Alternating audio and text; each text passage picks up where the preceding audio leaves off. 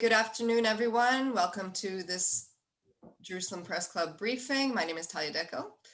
Nearly a year has passed since the first major outbreak of COVID-19 in Israel, with mass festivities for the Jewish holiday of Purim largely blamed for the rise in cases at the time. This evening, the cabinet is set to rule over a nightly curfew throughout the holiday, which begins tomorrow, alongside a full return of pupils to remaining communities across the country. The latest rise in positive cases is most notably in Arab sectors of the population, but Israelis are asking themselves how the various Jewish sectors will deal with what has become both a religious and national necessity to party over Purim. Joining us to help decipher what lies ahead is Rabbi Yehoshua Pfeffer, head of the Haredi Israel Division at the Tikva Fund, where he runs a variety of programs that cater to members of the ultra-Orthodox and religious Zionist communities. Among the projects is Tzarich Iyun, an online journal of Haredi thought and ideas in English, which I highly recommend following. First of all, Rabbi Pfeffer, thank you so much for returning to the press club. Thank you, Nala. Happy to be here. So Purim appears to the outsider as just another Halloween. Can you just explain very briefly why it's so important to Jewish society to celebrate? Sure. So Purim is one of the two festivals that the Jewish people have over the winter months. One is Hanukkah and the other is Purim. And Purim is only one day.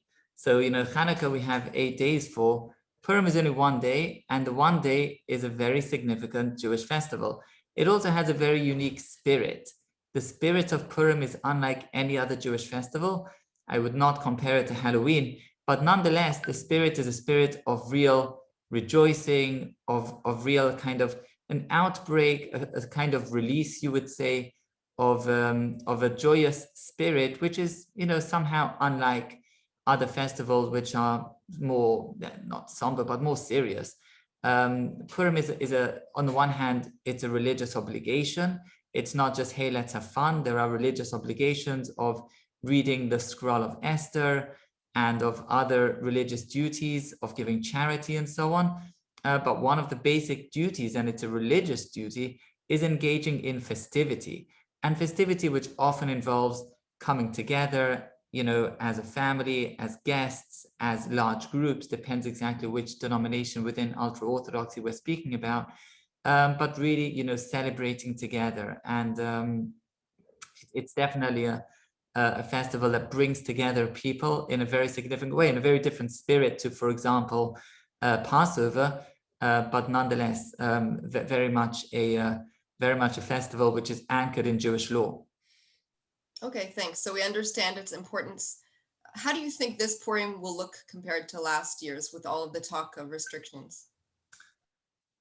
Well, it's a good question. Last year, Purim was just before restrictions, and it was more or less celebrated last year as a usual Purim festival. I think that this year that certainly won't be the case. It'll be more circumspect, meaning many people will be concerned about potential rates of infection and so on. But at the same time, I'm fairly certain that among large areas of Haredi society, there'll still be a strong tendency to celebrate Purim, meaning not to give it up. There are different lessons that different communities have learned over the Corona period, and some at least have learned that, despite the dangers and despite the risks and despite the very clear imperative to take care for human life, but there's also an imperative to make sure that we're able to continue functioning as a religious community. And because Purim, isn't just let's have fun, it's a religious duty, it's an obligation to engage in festivities. So I think that many communities or many sub-communities won't be just saying, okay, let's give up on Purim this year. Let's, as it were, skip a year and we'll get back to it next year because this year there are dangers of spread of infection. I think that many communities will be sure to celebrate, even if those celebrations won't be quite as boisterous as on regular years. So essentially what you're saying is that the communities parts of those communities will celebrate maybe differently. You don't expect people to override those restrictions. You don't expect there to be similar to what we've seen with other problems with the restrictions over the last few Other months. infractions. No, I again, we'll see exactly which regulations are going to be in place. But let's assume that there'll be a kind of complete lockdown. I don't think that lockdown will be universally respected. There will no doubt be a strong set of sub-communities within ultra-Orthodoxy that will say these lockdown restrictions are illegitimate when it comes to religious duties, when it comes to Purim. And this is even the more so, I think, given the fact that, most, or at least a very significant percentage of those who are intending to celebrate are either post-corona, they've had corona and they've recovered, or they're vaccinated already. And this, I think, will be even more challenging because many will say, well, listen, if we're already vaccinated or we've had corona, then why shouldn't we be celebrating? Why shouldn't we be getting together and performing this kind of religious duty on the one hand and also communal festivity on the other, like we do every year. So I think certainly there'll be a lot of celebrations that will take place, as it were, business as usual, while other parts of the ultra-Orthodox community will be more respectful and will be more cautious and celebrate in a more circumspect way. Interesting. Okay, so we'll talk in a minute really about how the infractions relate to the wider social issues in Israel. But I want to just ask a little bit about the vaccination issue, if you've already mentioned it. How have the ultra-Orthodox communities dealt with misinformation being spread about the vaccine, which we know is a cross-sector problem around the country? So it's a very interesting question within ultra-Orthodox society. I would say that right now, the vast majority of Haredi society has really kind of come into line on the vaccination issue. One of the reasons for that is because there was a very impressive level of cooperation between many of the rabbinic leaders and between Israelis, whether it's the Ministry of Health, whether it's other regulatory bodies that had close cooperation with people, either with the rabbis themselves or with people around the rabbis.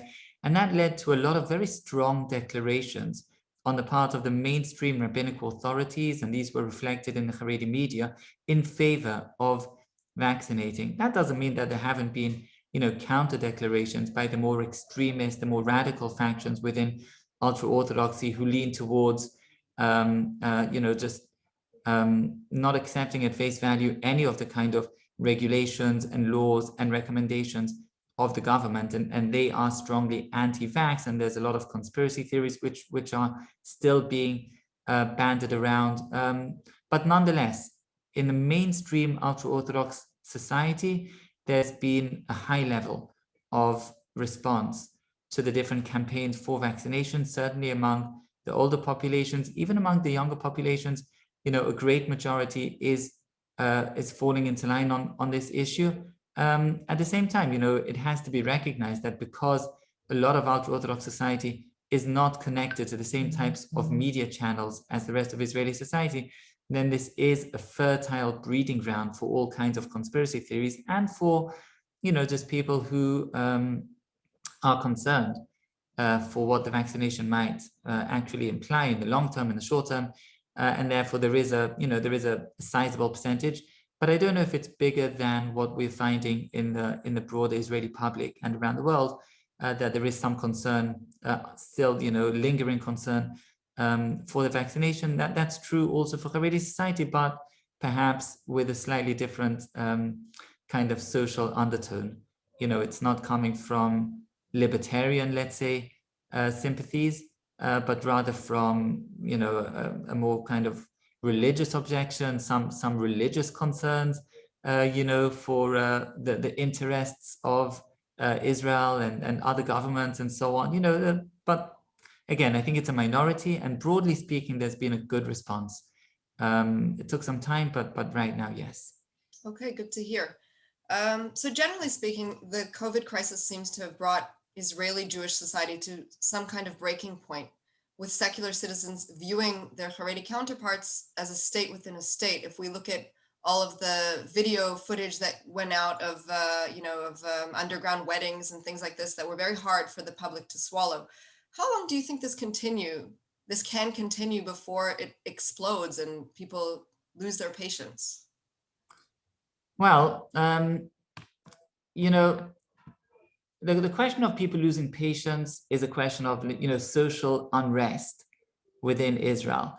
And I think we already have, that kind of social tension, if you want, between the Haredim and everyone else. In fact, I'm hoping that that's already peaked and that it's already, kind of getting a little bit better at this stage. I'm hoping that's the case. Meaning, we had some really difficult times when we had all of the institutions being open while other Israeli institutions were closed, when we had questions and issues over the yeshiva system that remained open, and when we had these mass funerals and mass weddings and things like that. And of course, that really created a lot of tension, animosity even. I'm hoping that that's behind us, because Israel is now going into a phase of greater opening up, of less restrictions.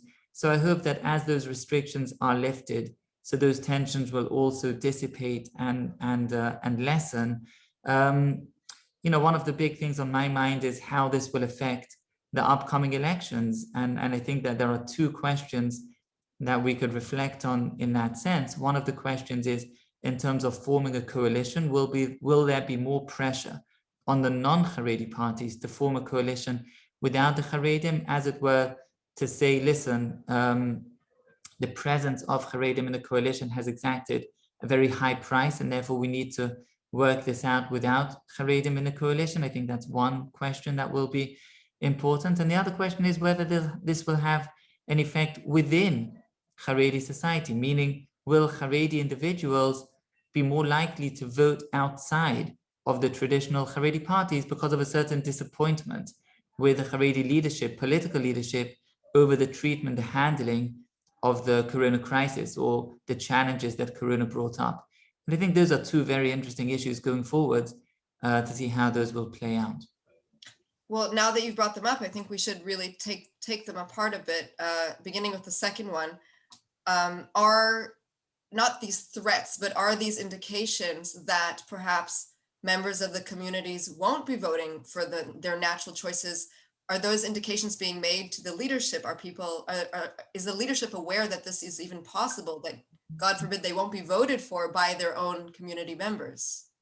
Well, there's no question that the political leadership, meaning the Knesset members and the political parties, whether it's Yadut HaTorah, Degel HaTorah, Agudat Israel, Shas, maybe to a slightly lesser degree, those political parties are very much aware that there's a contingency within Haredi society which is willing to vote outside of the natural choices.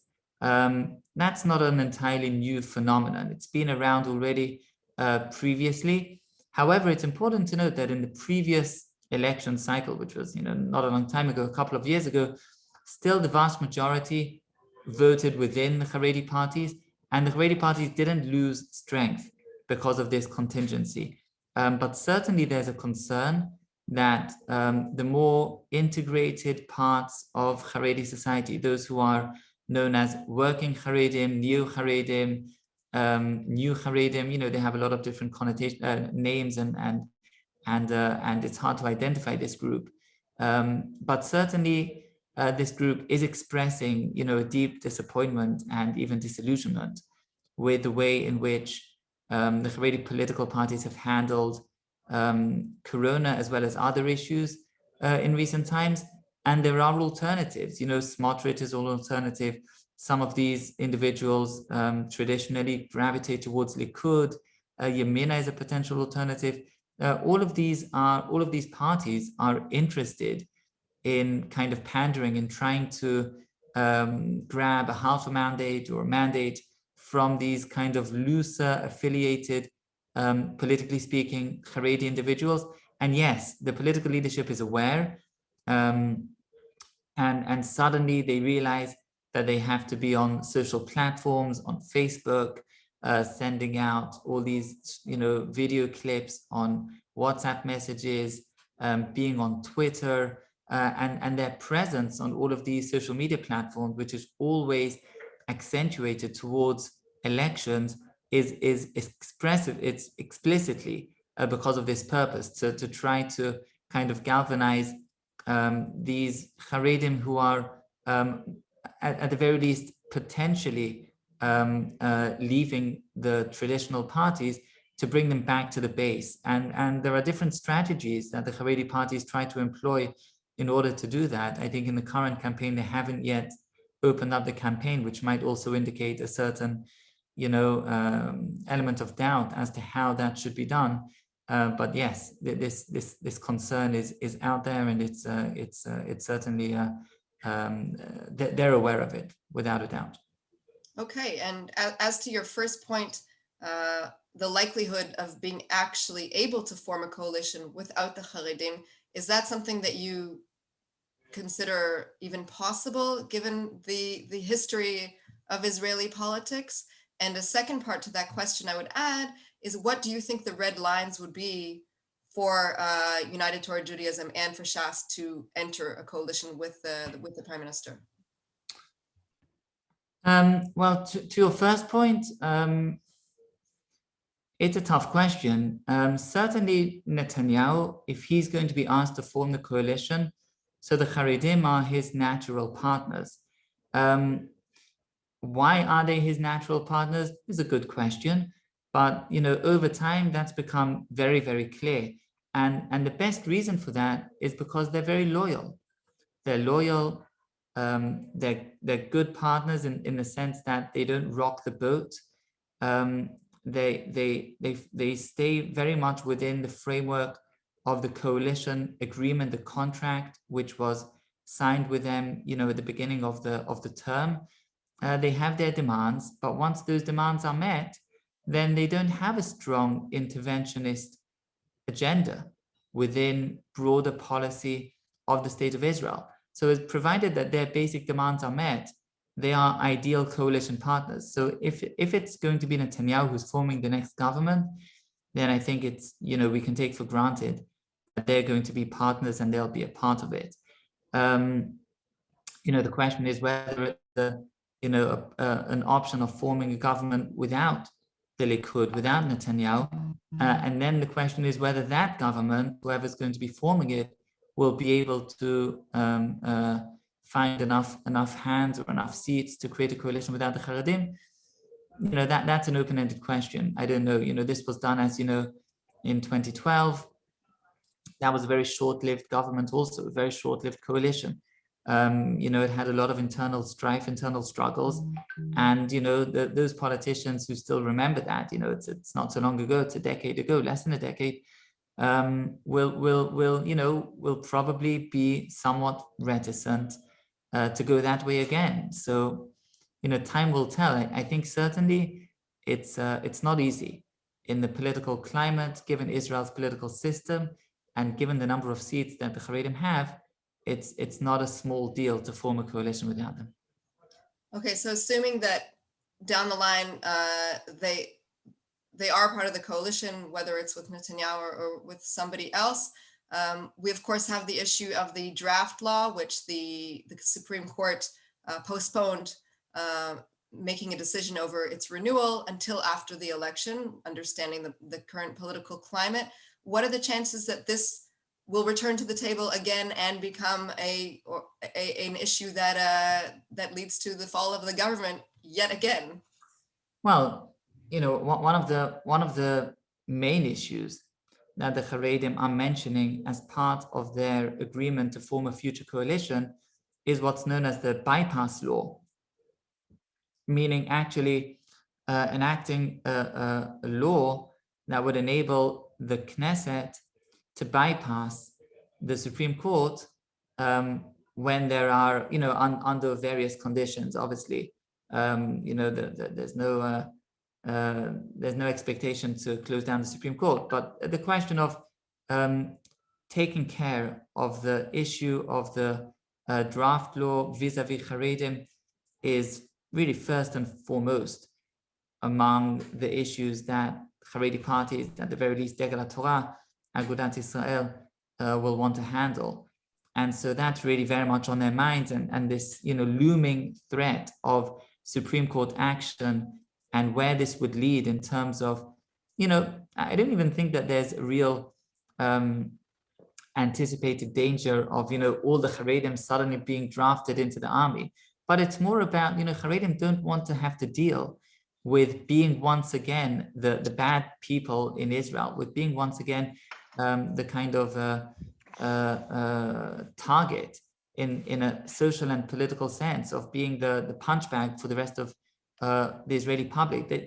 That's not a very convenient position for them to be in. They've had enough of that over COVID, and they don't need this to come back in another kind of in another bout or another round of social unrest over the draft law. So they really want this to be handled, and that's one issue. Obviously, there are other issues, but again, the main issues for Haredim will always be the internal issues. What they're really interested in is making sure that the yeshivas are taken care of, making sure that the religious institutions are, secure and financially stable, making sure that the Haredi school system is funded to the degree that will allow its continued thriving as it has been in recent years, and also a number of religion and state issues which really try to maintain the status quo, which is really being challenged on a variety of fronts in recent years. So that's really their basic expectations and their basic demands in forming a coalition. Now those demands will meet with receptive ears from the Likud, but obviously with much less receptive ears from parties like Yesh Atid. Gidon Sa'ar, we'll see, that's a new party, we'll see exactly which line they're going to take on religion and state issues. So it really depends who gets to form the coalition and what kind of demands will be easier for the Haredim to find agreement on, and which ones will be more challenging. Sure. Okay. We have a question that just came in about bringing us back to the COVID issue. But before that, I would like to get your take on the issue that connects directly to the election. Several weeks ago, Rabbi Dov Halbertal explicitly told us, and I'd like to get your take on it, that the disregard for the restrictions at the time, again, this was a few weeks ago, was the result of an unofficial deal formed between the prime minister and his Haredi allies ahead of the election. Do you buy into this explanation? Meaning he wanted to explain the infractions based on this unofficial deal? Well, I'll expand on this by saying that not only did he call the infractions a general phenomenon, he rejected entirely the idea that it was on the fringe, but rather that it was representative of the majority of Haredi society. That's obviously one issue, but the explanation for this was a deal bartered between the prime minister and his allies, that it was let them do what they want, so that at the end we'll give you our support when it comes to March 23rd. Is that something that you would comment on? Well, again, I'm not aware of an official deal that was made. I'm not privy to the deals made under the table between Netanyahu and his political allies. What I would say though is, first of all, I think one does need some nuance in this. Halbertal is not wrong to say that it's not just a fringe issue, but on the other hand, he would be wrong to say that the infractions are widespread. Now, what do I mean by that? I mean that, when Haredi society wants to really mobilize itself concerning some issue or another, let's say the state would be trying to, interfere with the curriculum of Haredi schools. then Haredi society would quite easily mobilize itself in a really widespread and wholesale way and make sure that everyone, takes to the street, that anyone that cooperates with government authorities would be excommunicated, that there would be broadsides against them on all Haredi, in Haredi concentrations, that their kids wouldn't be admitted into Haredi schools. Haredi society knows how to mobilize itself very well when it wants to take issue with some very important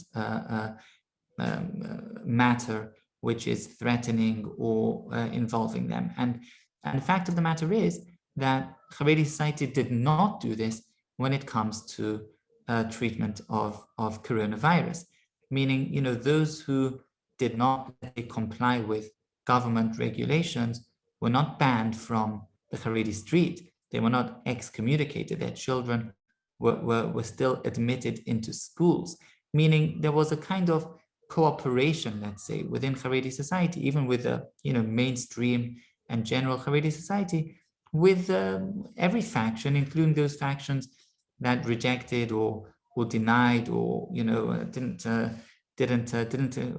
accept any of the regulations, and so I would accept a claim that mainstream Haredi society has been somehow complicit is a strong word.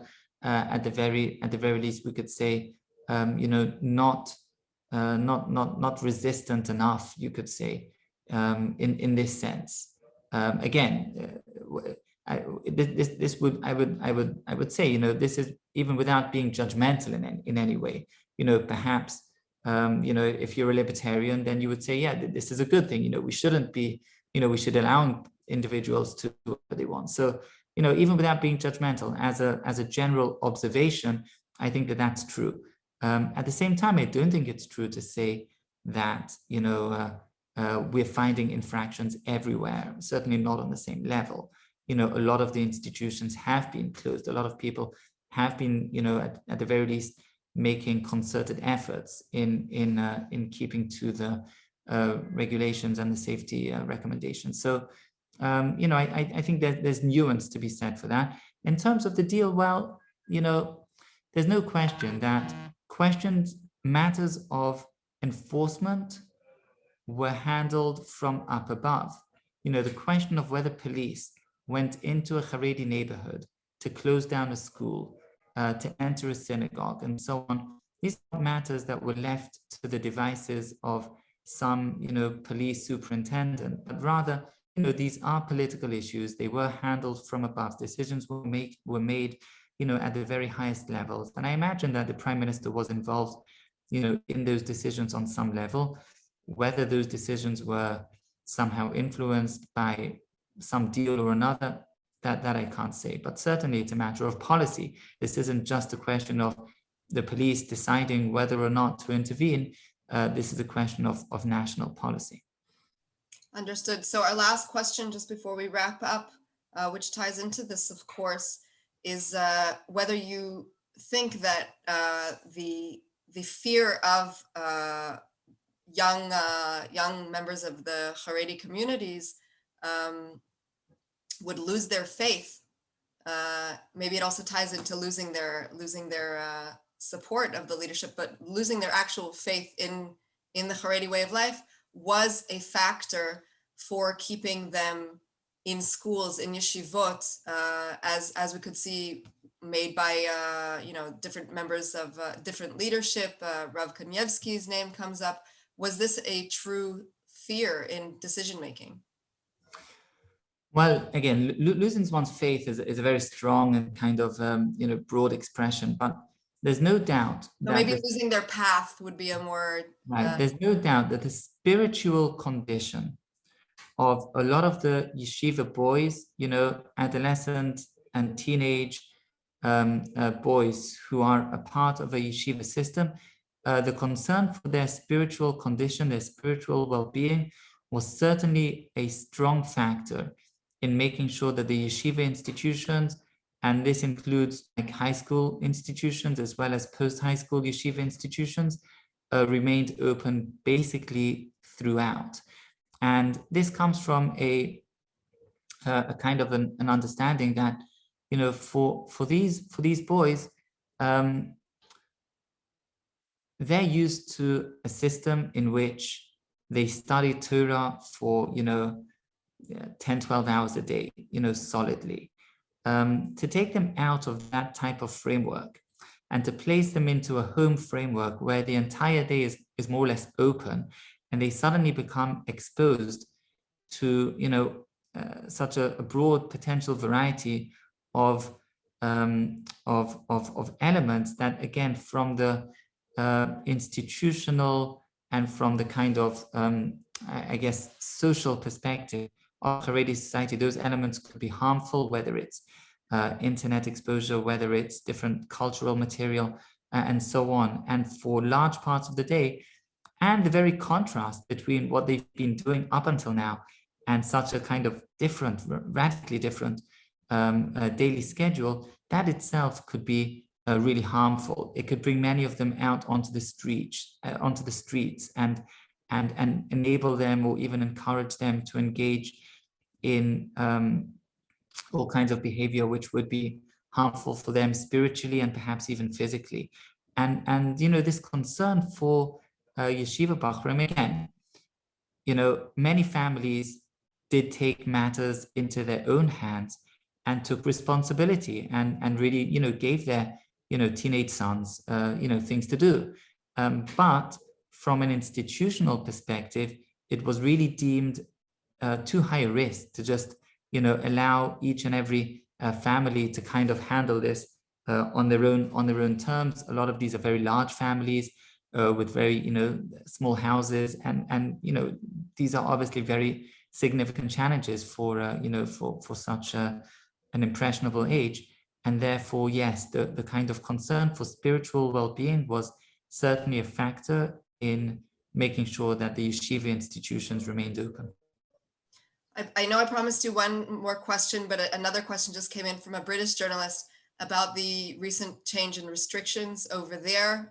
And assuming that you have still many connections to members of the community over there, what are you hearing? Are there similar issues between the Israeli communities and the British communities over how they're handling the situation? Well, absolutely. Meaning Israel is not exceptional in this sense. London has very large Jewish communities, and again, they have a large spectrum.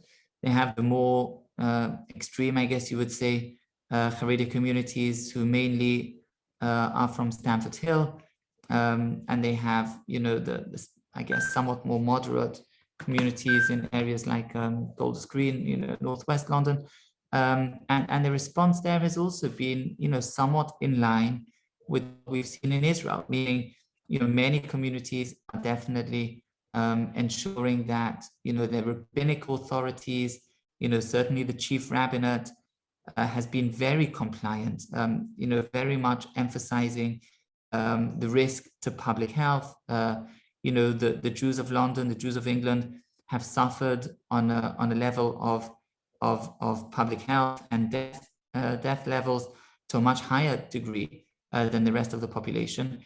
And this has been very much on the minds of the rabbinic authorities, the rabbinic leadership, as well as the lay leadership in most Jewish communities.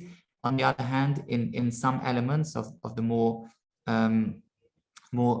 extreme ends of ultra-Orthodoxy, there's been a very strong resistance from their perspective to break up the community life, to break up the institutions, to break up the kind of ability of mass gatherings with the rabbinic leadership is something which is, virtually unthinkable. It's the breakup of what we live for. And for them, they say, we understand that there's a health hazard here, but we're prepared to pay that price. And even if that means, not being entirely compliant with the regulations. And obviously this also has raised significant tensions, both internally within Orthodoxy or within the Jewish world, and of course with the British authorities, which have also been, involved and come into tensions with those parts of the Jewish community. So I think that there are similarities, even within the kind of group distribution within ultra-Orthodoxy.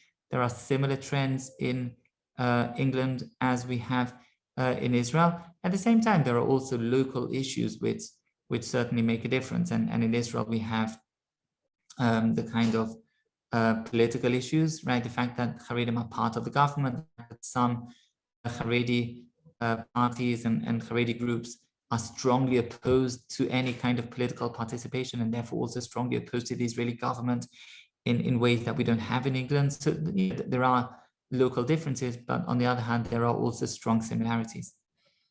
Sure, naturally. All right, well, Rabbi Yehoshua Pfeffer, thank you as always for your time. Thank you, Talia, and thanks to all the participants. Till next time. Thank you. And thank you to JPC Director General Uri Dromi and to Rachel Lagziel, Program and Press Coordinator, for facilitating this event. Please join us on Thursday at 5:30 p.m. for our briefing with the CEO of the Israeli Society for Protection of Nature in Israel on the latest environmental disaster off of Israel's shores. Thank you. We hope you enjoyed that briefing by the Jerusalem Press Club. If you did, like the video and hit the subscribe button to stay up to date with all of our future content.